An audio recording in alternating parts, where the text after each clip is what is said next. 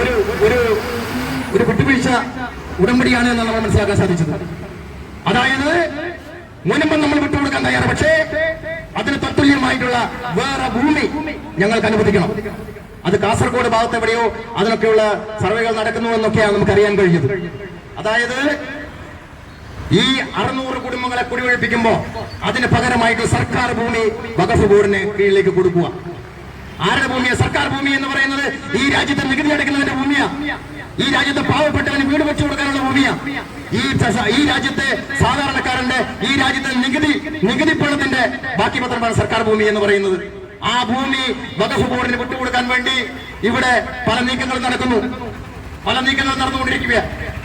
നമ്മളൊന്ന് മനസ്സിലാക്കണം, കാശി, മധുര ഇവിടെയൊക്കെയുള്ള വിവാദമായിട്ടുള്ള നിർമ്മിതികൾ ഇപ്പോ അയോധ്യയില്